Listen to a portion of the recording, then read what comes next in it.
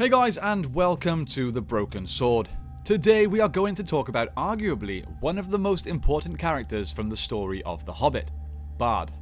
Although he is not really featured heavily throughout the book, he undoubtedly played a huge role in the outcome of the story, and therefore the future of Middle-earth, when he slew the dragon Smaug.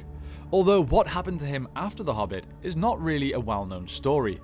So today I will be covering everything we know about his life, not only before and during the story of The Hobbit, but also after. Let's get into it. Build me an army worthy of Mordor.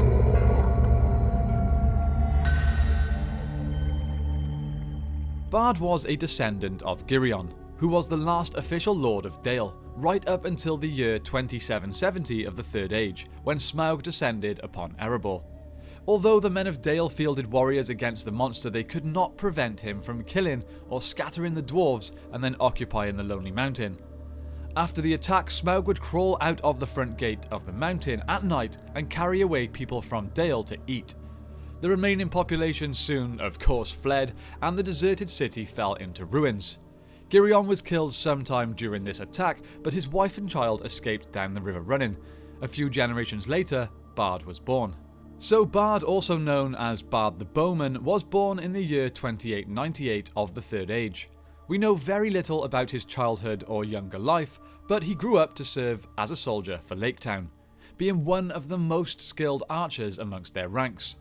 He had inherited a great black arrow from his ancestors, and he considered it to be a very lucky heirloom.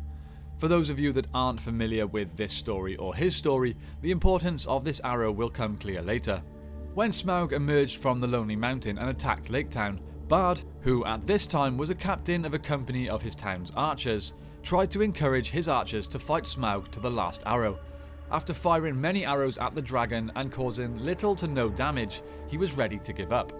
At this moment, a thrush came and perched itself on his shoulder, and as Bard was of the race of Dale, he was able to understand its words.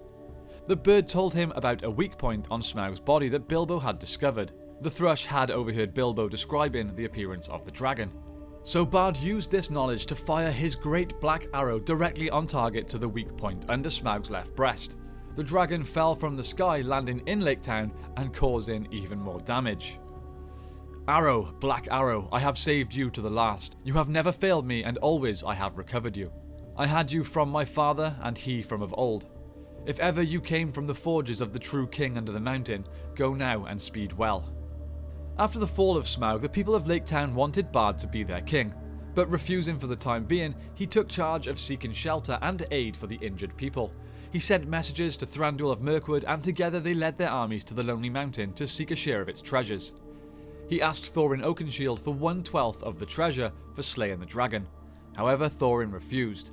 But Bilbo Baggins, thinking that it was very unreasonable of Thorin to decline this request, he stole the Arkenstone and gave it to Bard and Thranduil to use in a negotiation with the Dwarven Lord. All this was of course put on hold during the Battle of the Five Armies, in which Thorin was killed. Bard laid the precious Arkenstone upon Thorin's chest when he was buried. It was then Dane, Thorin's cousin, that agreed to give Bard 1/14 of the treasure. With his riches, he contributed to the rebuilding of Lake Town and went back to his ancestral home of Dale at the foot of the Lonely Mountain. He rebuilt the ruined town, and in the year 2944 of the Third Age, he was finally crowned its king. He maintained a strong relationship with the dwarves of Erebor, and trade flowed freely up and down the River Celduin, also known as the River Running. People came and settled in the town of Dale from miles around, and the land that was once destroyed by the dragon Smaug was now populated and prosperous once more.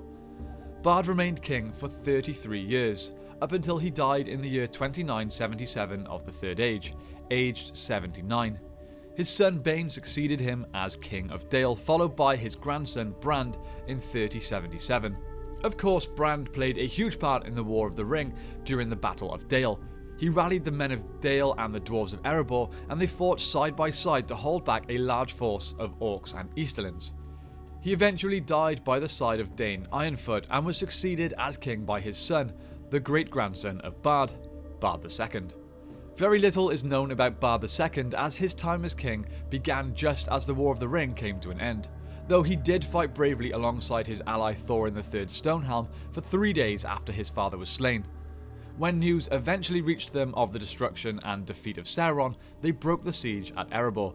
He later sent an ambassador to the crowning of King Elisar, and thereafter his kingdom enjoyed the protection of the King of the West.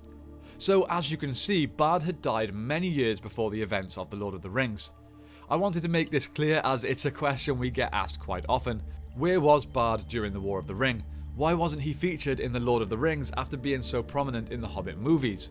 Well, unlike say Thranduil, who is an immortal elf, Bard was only a human man and died at a normal age, but not before changing the lives of his people for generations to come. What do you guys think of Bard the Bowman? I really enjoyed the version of him depicted in the Hobbit movies. Actor Luke Evans did a great job. I think him and Lee Pace's Thranduil were two of the standout characters for the trilogy. And for a trilogy that has many downfalls, they did their parts very well. Okay, that's it from me today, my friends. My question for you all today is this. What do you think would have happened in the story if that little thrush had not overheard Bilbo describing Smaug? What if Bard never found out about that weak point? Would they ever have found a way to have taken him down? Perhaps the Astari would have needed to get involved. It's an interesting thought, so let me know your thoughts on that in the comments down below. Please don't forget to check out our latest channel, The Batcave. The content there is very similar to what we do here, but based around the Batman and DC universe. If you could check that out and maybe even consider subscribing, it would mean a lot. Before we go, I would of course like to thank all of our amazing patrons, and an extra special shout out goes to the members of our highest tiers: Kevin, Abram, Matt, Nasheeth, Denver Steele, Gregory, John and Andrew. We cannot put into words how much we appreciate you guys. Okay, that's it from me today. Thank you all so much for watching. I hope you have a great day, and I will see you next time on The Broken Sword.